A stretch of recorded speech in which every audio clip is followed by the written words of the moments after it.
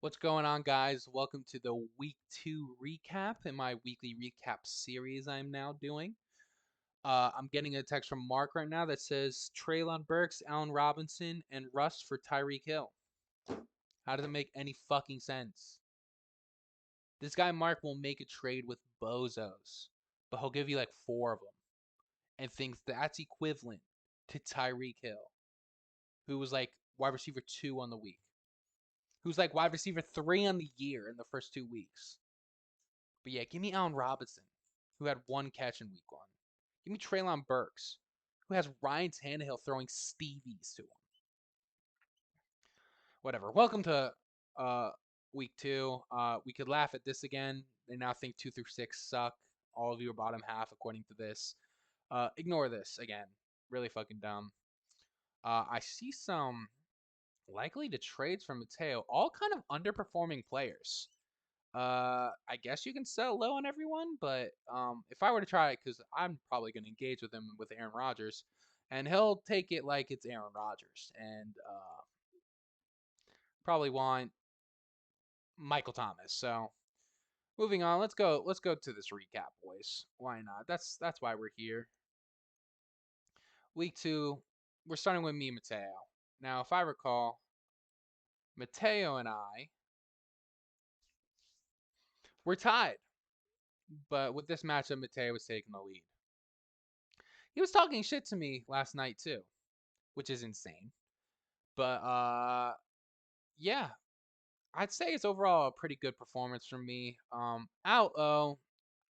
saw the 7 targets last week. Saw the Houston Texans matchup, and I thought it was gonna look good. But the Broncos are a poorly run organization. The fucking Cleveland Browns against Joe Flacco and the Jets blowing a 13-point lead in the last 2 minutes of the game. Fucking horrendous. Um, we matched Waddle with Hill, but we don't match Mark Andrews because Allo gets a goose. We lose by 16, but Trey Lance broke his fucking ankle in the first quarter on the second drive. So it's overall a tough loss. I have it on the bench too, but ignore the bench. If you're not starting him, I tend to ignore that. Good win for Mateo. Um, Overall, pretty good team going in. He's struggling in the running back department, but I think you could always find someone in either waivers via trade. He'll be fine. Good win from Mateo though. I will point out though, he was talking shit to me yesterday. I do have that playoff win against you, bud. And that one playoff win is more than any wins you have in your playoff appearances.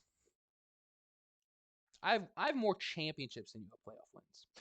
But I digress. You're my boy. I love you forever. Moving on, we have the Phil Finn matchup. If I recall, Finn won this. Yeah, close call too. Jalen Hurts got Phil back in the game, 33 on Monday night. Jonathan Taylor a little underperforming, but 6.8 is not the end of the world. Uh, the bigger problem was the Hunter Henry goose egg on Phil's favorite team, so he had to watch that happen live. That kind of stinks.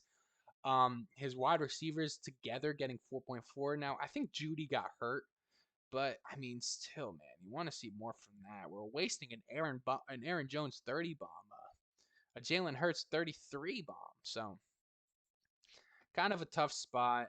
Oh, and he had T. Higgins on the bench. Damn, you really could have won this matchup. Tough loss for Phil. But I mean, hey, look at Finn. 2 injuries in week 1, Dak and Keenan. And his spot starts of Stafford and Drake London get him 38 points, 38 or like 39. Yeah, honestly, really good performance from Finn here. No one lower than 6, and yeah, honestly, very good performance for Finn. Finn, one of 2 teams that are 2-0. Great to see it. Great to see it. Mark picks up his first one, and that's mostly on the back from this Bucks defense. The Bucks went the fuck off on New Orleans. Jameis Winston, who will be gone from my team, looked fucking terrible. Russell Wilson looks pretty bad. Allen Robinson got a touchdown, but not really a great performance. Juju not involved in the offense. Kyle Pitts not involved in the offense. James Conner a little underperforming, but I mean, the running backs did well, but didn't really outdo projections. I mean, Jeff Wilson did, but this is mostly a loss here for Tony. Derrick Henry insanely underperformed. Honestly, pretty much everyone on the team underperformed besides Josh Allen. He's just gonna keep Herbert on his bench. Marcus texts me again.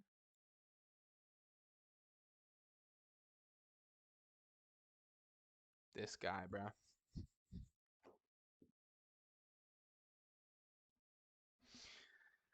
This guy's pissing me off, but good win for Mark. Moving on. Next here is the barn burner of a matchup between Austin and Vinny. Vinny comes out in the losing end of this one, and I'm surprised. He had a 22-point Bills defense performance, which kind of blew my mind. I was not expecting that. Goddard even got him 10. So he got more into the game than I thought. But I mean, when we look at Amon Ra and Stephon Diggs, I mean, Stephon Diggs might have outperformed Josh this week, or at least very close to. I mean, what a performance. 148.7. Damn. Big games, big games. And he had a fucking goose in there. I just noticed that. That's funny. Good win for Austin. Tough loss for Vinny, but I still think it's pretty promising. We are losing Mike Evans for a 1 game suspension, but overall I think Vinny's team's really good. He'll be fine. This matchup was brutal. I think it's like an 84-point blowout. Now let's talk about Brian first. We have the Nick Chubb performance, 3 touchdowns. Mike Will bounce back. Joe Burrow, a little underperforming, a little scary for Austin Eckler too, but great start with the 49ers defense. No one scored below 7 on his team, and only 2 people got under double digits. So, what a good performance from Brian. Even had some good performances on the bench. Brian is scary, guys. Look out for Brian. But this is an atrocity. 48.2 from Josh. -8 for the Miami defense. My God.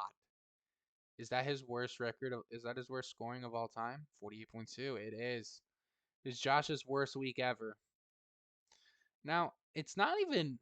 Honestly, it could have been worse for me. The -8 is what is just absolutely destroying me. He also did lose Kamara. And everyone he started aren't like bad players. Maybe like Noah Fant, but everyone else is like it's not like it's like a bad team. It's an overall solid team. Just 48 is beyond unlucky. Beyond. You don't even get to the halfway point of your projections. Where wow, a little tough on Josh, but he had Garrett Wilson on the bench.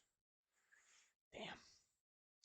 Tough one for Josh, but I'll assume he bounces back. 0-2 start. Brian gets his first win on the season. We'll see how that continues. And the two 1-0 teams was Greg and Devin, and Devin pulls this victory out. Now, Devin did have okay performances. You know, Tay got 8, Chase got 8, Naheem Hines got 5, Will Lutz got 4. Like, the only ones that really look it for me are he is also dealing with a Pittman injury. Kittle too, but like Kittle was injured when the draft happened, so I kind of don't feel bad for that one. Logan Thomas did do really well for a tight end as well. The big Christian Kirk day and Kyler Murray, who Devin ironically said needed a quarterback after Kyler's first half. So shut the fuck up, Devin. He got 20 fucking 5. So yeah, fuck you, Devin. You're a bitch. It's still a good win. Devin, one of the 2 teams who go on to 2-0. Here's how the standings look at the end. Good, good parity overall. 2-0 teams, 2-0-2 teams. Everyone else at 1-1. Honestly, 8 people at 1-1. So a lot of leagues still to play. In terms of scoring, that's what we're looking like. Overall, not bad. Middle of the pack for both, but yeah, that's week 2. Hey, if you have a quarterback you're willing to trade, hit my line, by the way. I need that. I've hit up how many people now? I'm getting fucking dog shit offers. So still looking if you guys are interested. All right, boys. See you next week for week 3 recap. Peace.